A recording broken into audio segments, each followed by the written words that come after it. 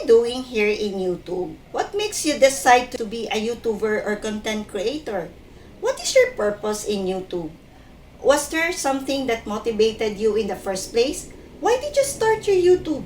These are the things that you should answer to yourself as a content creator before dwelling for so many complaints. Let's face it, in every single aspect of our life, when we're going to set our goal, when we are ready to decide to take some risk, we need to go through struggles, hardships, learnings, adjustment. Here in YouTube industry, talagang you will go through process. As a beginner, nangyayari sa lahat ito. You will feel low. At some point, you will feel demotivated. Why? Kasi sometimes you are done with your content. You're done with uploading your content. For you, that is the best. And then no one is watching. And your number of subscribers, parang nakasteady lang siya. Parang it's not moving. Parang nakakasakit na loob, di ba? Parang you put all your effort in one content and then parang wala namang nanonood. Parang yung number of views nun, ikaw lang yung nanonood, di ba? Parang you feel na parang gusto mo nang manghiram ng number of views kay Catherine Bernardo at kay Julia Barreto. Tama? So, wala tayong magagawa. You need to go back to your questions. Why and what? Alright? In this video, I'll share some tips how to stay motivated as a YouTuber or content creator.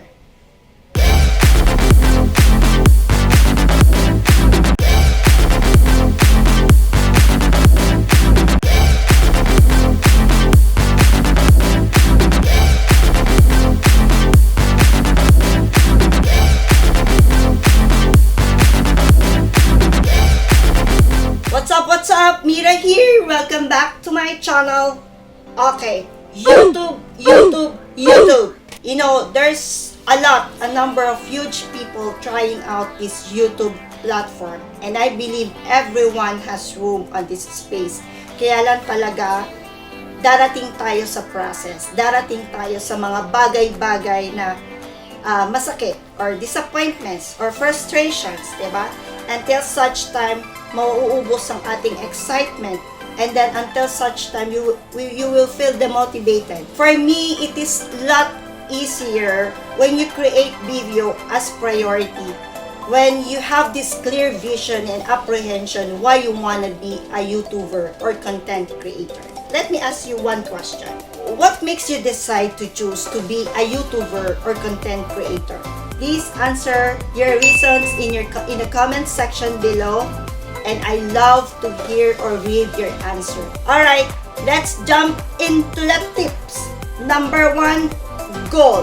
You need to create realistic goal. Ano ba yun? As a beginner, I think ang aking advice, maybe it would be very helpful if you write your goals. Parang meron kang to-do list. Let's say may goal ka for 1 week. Short term, 1 week. Okay, after uploading your video or after so many preparations and then you're done with your video and then paano yun?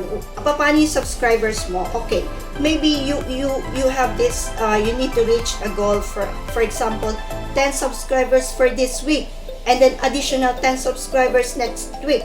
Okay, kung kaya mo gawin siya or pwede mo gumawa ng goal ng per month o per week o per day, nasa sayo yan, basta realistic at kaya mo. All us have different goals. While creating your video with love and you're very proud of it, that's already an amazing one.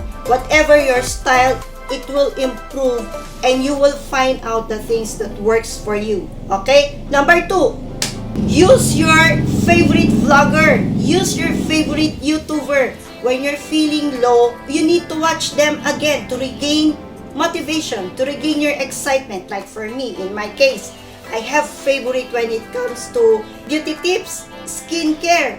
Meron din akong favorite vlogger when it comes to marketing and sales. I have favorite when it comes to some tutorials.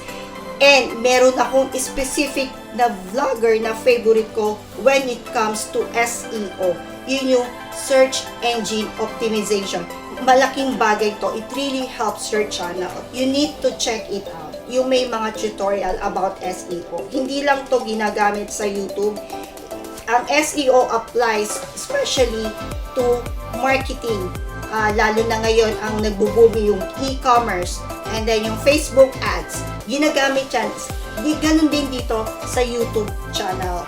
Ginagamit din yung SEO. Okay? When it comes to motivation, I'd rather go to podcast. Kasi doon marami kang motivational speaker o motivational speech na maririnig mo minsan nakakatulong siya to regain your excitement, to regain to start all over again, parang ganon. Nakakatulong siya. Alright? So this time, let me know your favorite vlogger. Again, please indicate your favorite vlogger in the comment section below. Tingnan natin kung sino yung mga favorite natin, ha? Okay, next. Stop comparing yourself with your batchmate, your batch YouTuber. Huwag mo tignan yung number ng YouTubers mo. No, you might as well check their techniques. Paano yung approach nila. Remember, all us as content creator, we are all different when it comes to styles, brands, concepts, and approach. Focus on your content. And then you might as well get some techniques from them. Yung approach nila. Not the numbers, not the quality of video. All us, lahat ng video natin maganda. Walang pangit, lahat yan maganda. We might as well be positive sa lahat. Okay? Tingnan natin kung ano yung makakatulong para sa atin. Huwag natin i-compare yung ating video sa kanila. Don't compare our numbers with them. Alright? Next. Slowly but surely. Okay, ganito yan. Go at a pace that works for you. Walang unahan dito sa YouTube. Kasi iba-iba tayo ng reasons bakit tayo nandito as YouTuber, okay?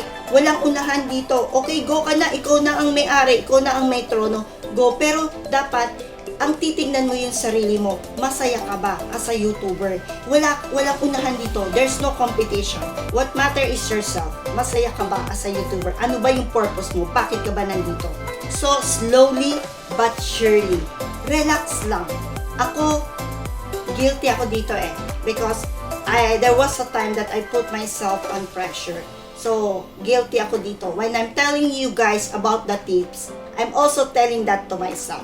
Okay? Biktima din ako ng mga ganito, yung mga frustrations and disappointments. But you still need to keep your burning desire as a YouTuber and to stay motivated. Alright? Avoid checking your analytics every now and then. Avoid checking your analytics for the time being. No? Stop checking your analytics. As a beginner, mag-concentrate ka muna sa content, not on the numbers. Okay? Content. Paano ka mag-create ng magandang content? Capture the interest of the audience and at the same time, you are happy sharing them your content. Surround yourself with people online or offline. Look for the people or friends that will help you to encourage you on your journey. When you're being misunderstood, let go. Hayaan mo na. So, kailangan doon ka lang muna maniniwala muna sa'yo. So, yung hindi ka maintindihan, let go. Alright? Be patient and more practice. More practice. Be patient. Okay? This is not about the number of subscribers. This is not about the number of views. Oo, part siya ng requirement. Again, tatanungin mo na naman ang sarili mo. You go back to questions. Why and what? Okay?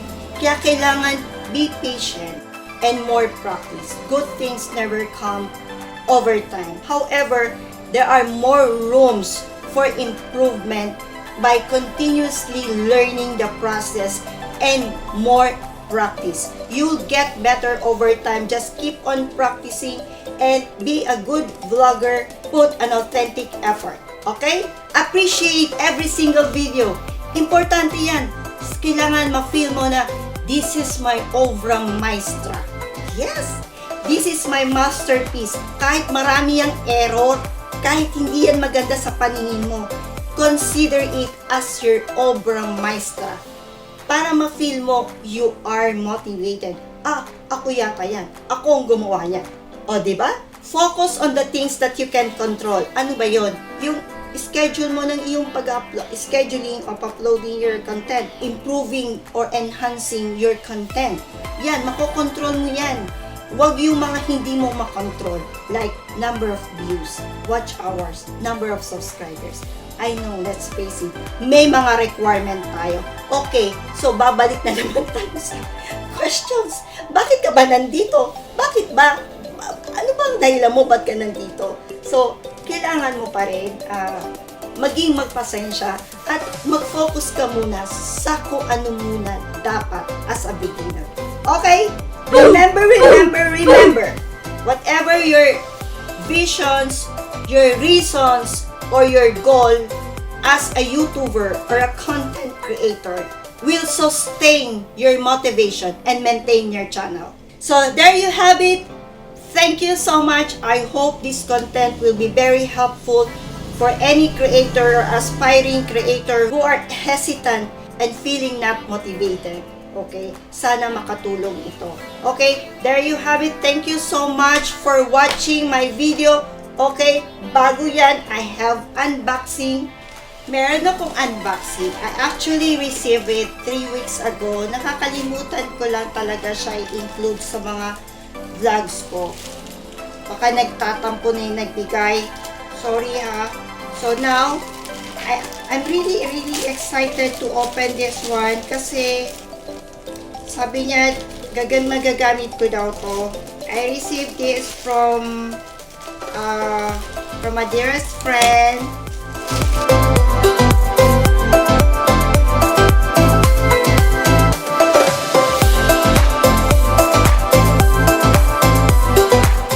Okay, it says it's a 6.2 inch, 16 centimeter adjustable desktop mount video light kits. Oh! See? Here, oh! Okay?